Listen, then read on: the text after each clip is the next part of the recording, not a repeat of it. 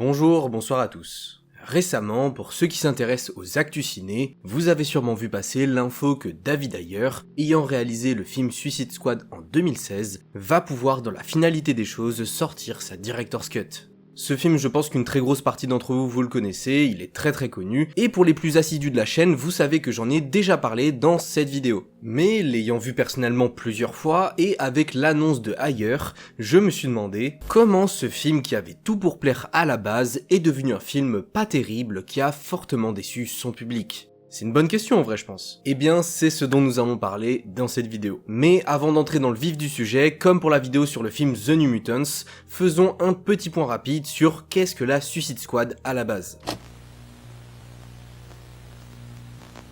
Comme beaucoup le savent, avec les deux films sortis dessus, la Suicide Squad est une équipe de chez DC Comics composée de super vilains étant au service du bien.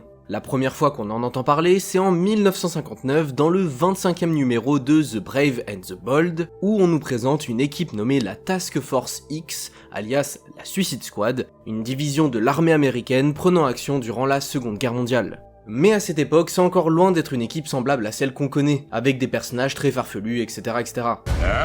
Yes. Mais une chose à noter, c'est via ce comics que l'on aura la première apparition du personnage de Rick Flag, que vous connaissez bien si vous avez vu les deux films. Regardez, c'est le beau gosse juste là. Même si à cette époque, ce n'était pas vraiment encore celui qu'on connaît, puisque c'était son père, Rick Flag Senior, qui faisait partie de cette première équipe.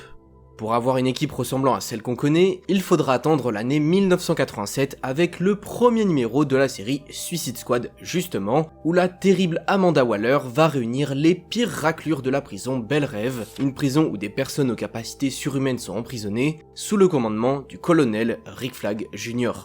Dans cette première vraie Suicide Squad comme on l'entend, on peut y retrouver les membres suivants. Floyd Lawton alias Deadshot, un assassin tireur d'élite ayant la réputation de ne jamais rater sa cible. George Harkness alias Captain Boomerang, un voleur notoire se battant avec une panoplie de boomerangs diverses et variés.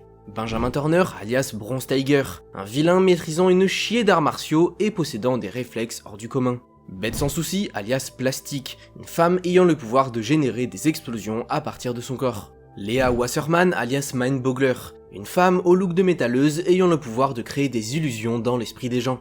Et enfin, en dernier, on a June Moon alias l'Enchantresse, une femme ayant coincé dans son corps une autre personnalité appelée l'Enchantresse du coup, possédant des pouvoirs liés à la magie.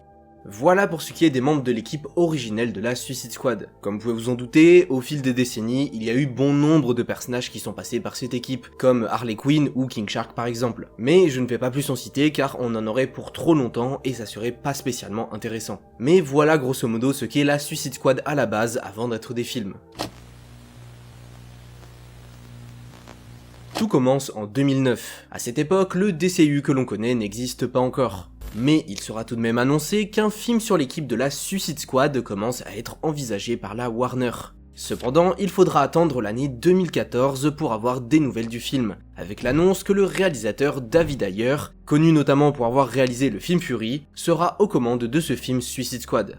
À ce moment-là, Ayer est connu pour réaliser des thrillers, et son film de guerre sorti en 2014 avait plutôt bien marché en vrai, que ce soit au box-office ou auprès du public. Mais à part ça, il n'avait pas encore travaillé sur d'immenses projets tels que les films DC ou Marvel par exemple. Mais malgré ça, il sera tout de même engagé par Warner pour écrire et réaliser le film. Et déjà là, alors que toute la production est à peine en marche et que vraiment rien n'est vraiment fait, eh bien les choses vont mal se commencer. Car avant même d'avoir ne serait-ce qu'une idée du scénario, la Warner avait déjà prévu la date à laquelle le film allait sortir, et aucun retard n'était possible. Cette décision poussera donc Ayer à écrire en à peine 6 semaines le scénario du film, pour direct, le plus rapidement possible, commencer la préparation du tournage puis le tournage lui-même. Et pour ceux qui ne le savent pas, 1 mois et demi pour écrire un film de 2 heures, bah c'est franchement plutôt court. Je dis pas que c'est impossible car la preuve il l'a fait, et il y a sûrement des réalisateurs qui écrivent leur film beaucoup plus rapidement que ça, mais ne pas donner au réalisateur le temps qu'il lui faut pour écrire son film sans qu'il soit dans le rush, bah c'est pour moi le meilleur moyen de commencer un film dans les pires conditions possibles. Mais bref, après ça, le film entra en pré-production et, comme d'habitude, une chier d'acteurs diverses et variés furent annoncés au casting. Puis au final, c'est annulé, etc. Bref, vous connaissez les castings de pré-production. Surtout sur ce genre de film. et en avril 2015, le film commencera son tournage à Toronto. Et encore une fois, eh bien y a pas grand chose à dire car tout s'est plutôt bien passé de ce que l'on sait. Mais c'est arrivé en post-production que les choses vont réellement commencer à mal se passer. Arrivé à la phase de post-production, David, accompagné de plusieurs monteurs, a travaillé sur sa version du film. Jusque-là, rien de très anormal. Une version de ce que l'on sait sombre et complexe, pas tout public, qui dénotait beaucoup des autres films de super-héros que l'on avait vus jusque-là, que ce soit chez Marvel ou chez DC. Mais voyant ça, le studio décidera de dévoiler une première bande-annonce du film, plus légère et tout public, qui sera évidemment très bien reçue. Ce qui les effraiera un peu car le film qu'ils étaient en train de faire ailleurs ne ressemblait pour l'instant absolument pas à leur bande-annonce. Mais, ce n'est pas exactement vrai. Car sur YouTube, on peut retrouver une bande-annonce datant d'1 an avant celle évoquée plus tôt, dévoilée à la Comic-Con, où on ressent bien l'ambiance sombre et impactante que voulait Ayer pour son film.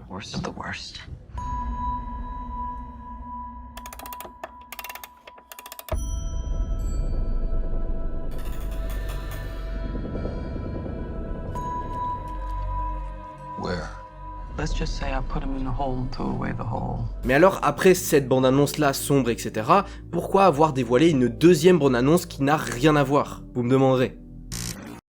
Ah merde. Bon, c'est mieux que rien.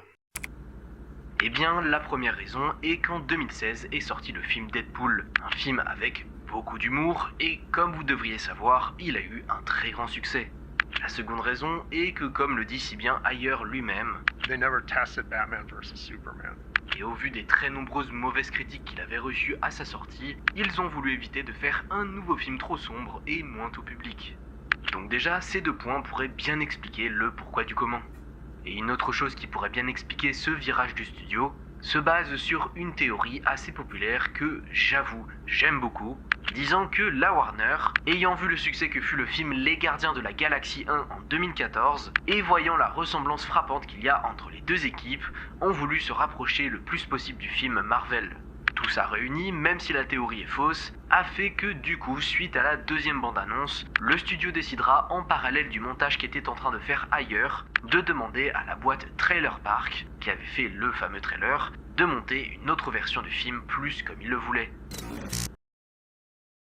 Bon, et du coup, comment ça s'est fini cette histoire? Car un réalisateur qui fait son montage et le gros studio de prod qui fait le sien aussi, mais les deux font chacun leur truc de leur côté, bah ça n'augure rien de bon.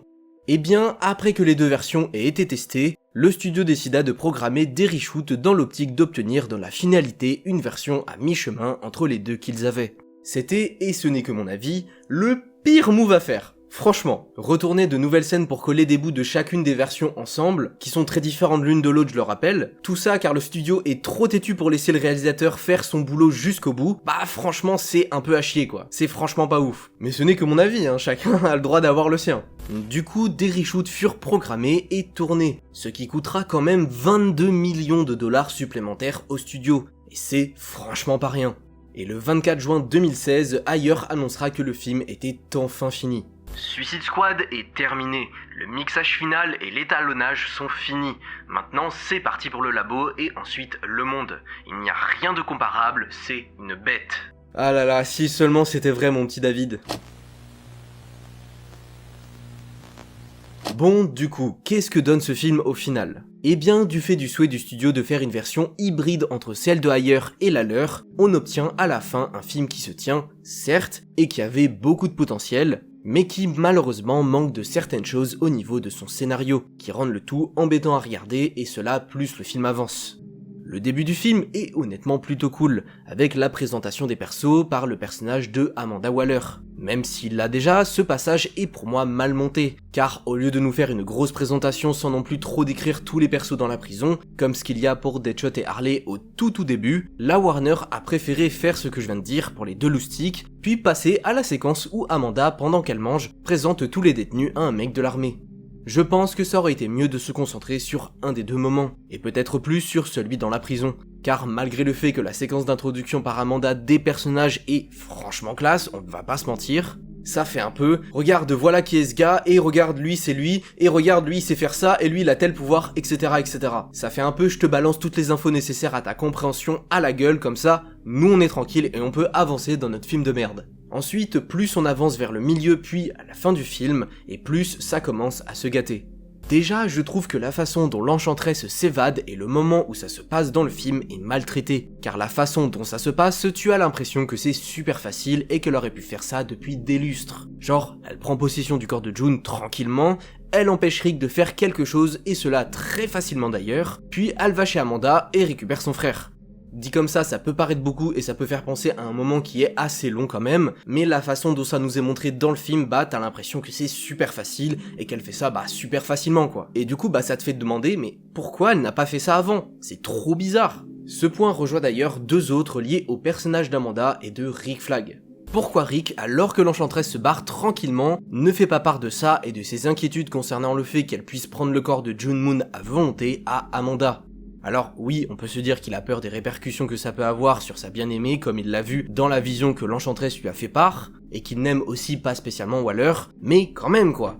Perso, je trouve que c'est un trou dans le scénario qui rend le tout très facile scénaristiquement parlant. Et l'autre point, c'est pourquoi Amanda, qui est une personne sans état d'âme, qui n'hésite pas à tuer plusieurs personnes de sang-froid qui travaillent pour elle car il n'était pas habilité, ne détruit pas le cœur de l'Enchantresse dès que ça commence à partir en couille. L'Enchantresse s'échappe, puis rejoint son frère qui lui partage ses pouvoirs pour qu'elle soit plus forte et qu'elle soit plus sous la contrainte de Waller qui possède son cœur, et Amanda à ce moment-là, elle ne fait rien à part s'énerver un peu sur le cœur. Personnellement, je pense que Waller aurait dû détruire le cœur de l'Enchantresse à ce moment-là, pour que cette dernière soit obligée d'avoir les pouvoirs de son frère pour continuer à vivre, ce qui aurait rendu le combat de fin contre le grand frère plus intense et sûrement avec plus d'enjeux. Après, ce n'est que mon interprétation, comme d'hab, chacun pense ce qu'il veut.